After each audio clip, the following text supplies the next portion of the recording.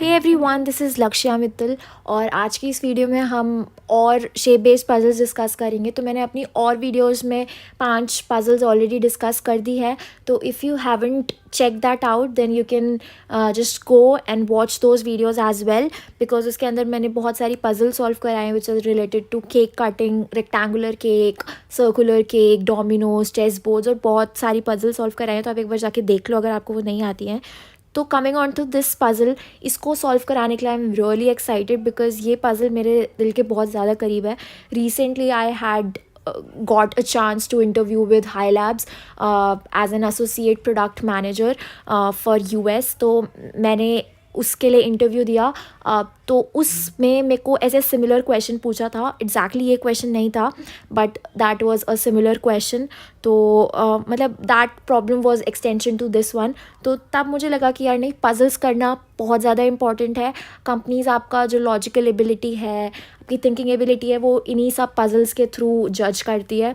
तो it's really important to do all these puzzles. तो फिर तब से मैंने सोचा कि नहीं यार, पजल्स तो करनी पड़ेंगी। एंड देन आई थॉट कि यार पजल्स बच्चों को कराना, those who are preparing for the interview और कुछ भी, तो इट्स रियली इंपॉर्टेंट, तो उनको करना चाहिए। तो now coming on to the actual puzzle, मैं आपको जो अपने इंटरव्यू में पूछा था वो भी बताऊंगी बाद में। तो पहले ये कर लेते हैं। तो इस पजल में हमें क्या दिया है कि एक ट्राइंगल है and we have been given 3 ants. तो ये हमारी आंट है,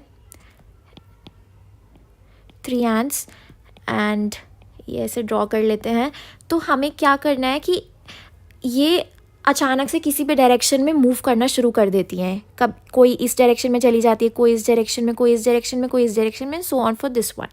तो ये ऐसी किसी भी डायरेक्शन में चली जाती है। तो हमें प्रोबेबिलिटी निकालनी है कि ये जो दोनों एंड्स हैं ये कोलाइड करें।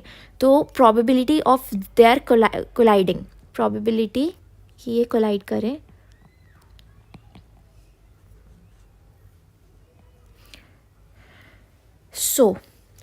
तो बेसिकली इस क्वेश्चन में हमें ये उनकी कोलिजन की प्रोबेबिलिटी निकालनी है।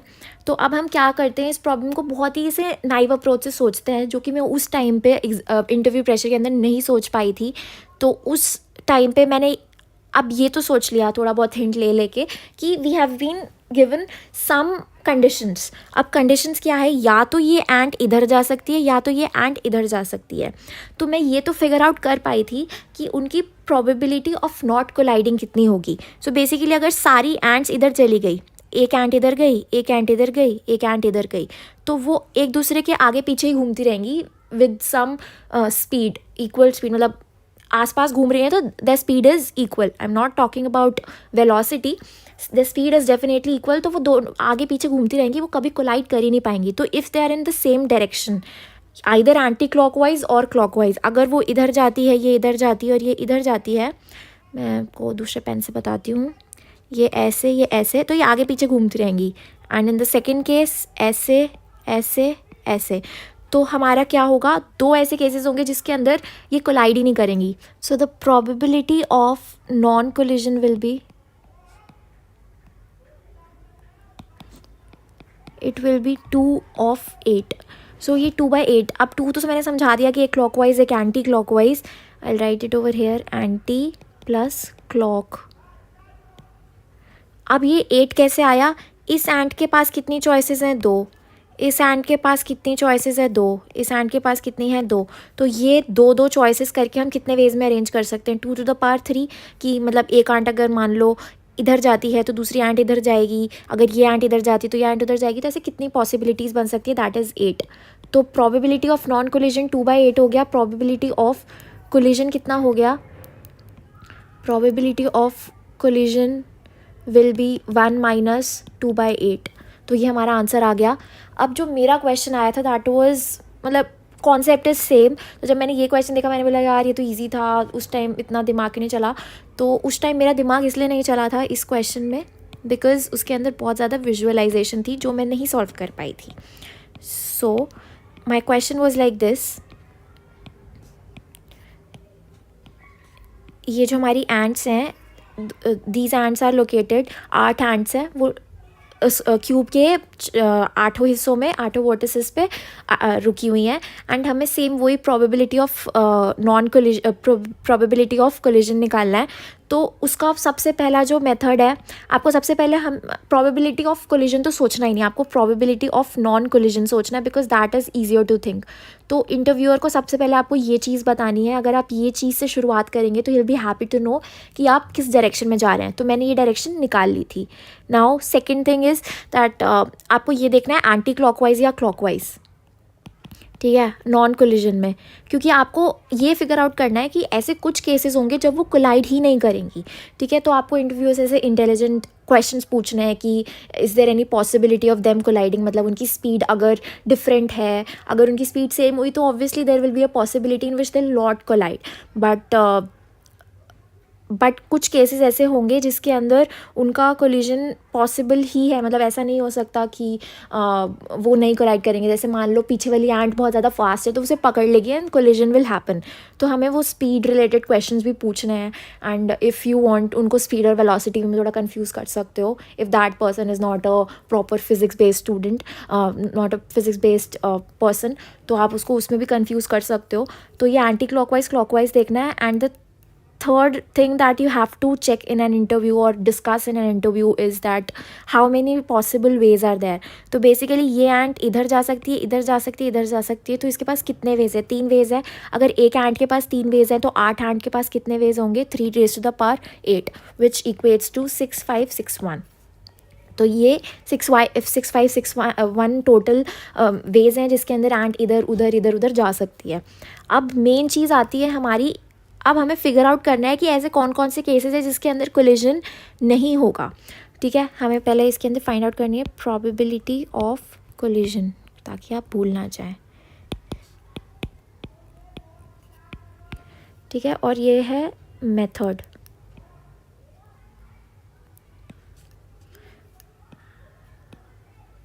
Of approach, right. तो अब हमें क्या निकालना है? नॉन कोलिजन कैसे हो सकता है। अब नॉन कोलिजन करने के लिए आपको थोड़ा दिमाग लगाना पड़ेगा। पहले हम कंसिडर करते हैं ये वाला फेस, ये वाला फेस और ये वाला फेस। तो अब इस फेस में कितने वेज हैं? एक तो क्लॉकवाइज, एक एंटी क्लॉकवाइज। ये इस डायरेक्शन में, इस डायरेक्शन में एक दूसरे के पीछे पीछे भागेंगी ये, ठीक है। तो ये एक दूसरे के पीछे पीछे भागेंगी, तो that is going to form a clockwise loop. और सिमिलरली यहाँ पे भी एक क्लॉकवाइज लूप बनेगा, तो ये नहीं पकड़ पाएंगी। तो इसके कितने वेज हैं? 2। लेकिन अगर ये एंटी क्लॉकवाइज घूमेंगी तो कितने वेज हैं? 2। तो अगर हम ऐसे भी कर सकते हैं, एक ये क्लॉकवाइज हो गया, एक ये एंटी क्लॉकवाइज हो गया, दोनों क्लॉकवाइज हो गए, दोनों एंटी क्लॉकवाइज हो गए, तो 2 × 2 कितने वेज हो गए हमारे पास? 2 × 2 4 वेज हो गए। अब ऐसे हमारे पास जो फेसेस हैं वो कितने हैं आपस में, मतलब ये एक हो गया, ये दूसरा वाला ऑपोजिट फेस हो गया, ये वाला हो गया, और इसके ऊपर वाला हो गया। तो हमारे पास टोटल 4 ऐसे फेसेस हैं। तो आप एक बार देख लेना, आपको अगर नहीं समझ आता है तो आप देख सकते हो कि कितने ऐसे फेसेस हैं और कितनी सारी पॉसिबिलिटीज़ हमारी बन सकती हैं। तो कितने ऐसे हो गए? ये 4 है, और ये कितने? Top, bottom, front, back, left, right. तो कितना हो गया? ये 3। मैंने 4 इसके लिए बोला था, सॉरी, गलती से मुंह से निकल गया। तो it's like top, bottom, left, right, front, back. तो कितना हो गया? 4 × 3 पॉसिबिलिटीज़। तो हमारे पास 12 पॉसिबिलिटीज़ हो गई, ठीक है। तो ये यहाँ तक मैं थोड़ा बहुत पहुँच गई थी। और कभी कभी आपको ये भी होता है, मतलब इसको सॉल्व करने का ऐसे मेथड है ना, आप कभी सोचने लगो कि यार ये बगल वाले कंसिडर कर लिए, मतलब मैं बगल वाले कंसिडर करने लग गई थी। बट ईजीली अगर आपको कंसिडर करना है तो आप ऊपर नीचे के कंसिडर करिए, और बिना बात के ऐसे दिक्कतों में ना फंसे, तो it will be better for you. और अब मैंने क्या बताया? मैंने प्रोबेबिलिटी बताई 12/3561, 1 - 12/3561 विच इज़ रॉन्ग। अब हमें कुछ हैमिल्टोनियन साइकिल्स भी कंसिडर करनी होती हैं, विच इज़ अनदर सिमेट्री। जिस सिमेट्री में अगर वो एंड्स चलेंगी तो they form a loop, a clockwise और an anti clockwise sort of loop, जिसके अंदर वो एक दूसरे को नहीं पकड़ पाएंगी। तो ऐसे हैमिल्टोनियन साइकिल्स होता है, तो उसको भी विजुअलाइज करना इज़ अ बिट डिफ़िकल्ट। तो आई वुड से कि एक बार नेट पे जाओ, उस हैमिल्टोनियन साइकिल के बारे में रिसर्च करो और देखो कि how ends are not able to collide if they move in that particular Hamiltonian cycles. तो वो हैमिल्टोनियन साइकिल्स भी 12 ही होती हैं। तो अगर वो हैमिल्टोनियन साइकिल्स भी 12 होती हैं तो टोटल नंबर ऑफ वेज कितने हो गए 24, और हमारा जो सोल्यूशन है that will be 1 minus 24/6561।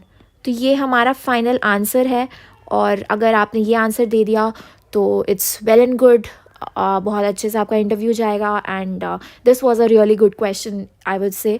So just keep practising, keep revising, and if you have any doubts in this particular question और any of the other questions then you can just comment in the comment box. और अगर किसी को Hamiltonian cycles का concept समझ आ गया है तो just type understood in the comment box. See you in the next one.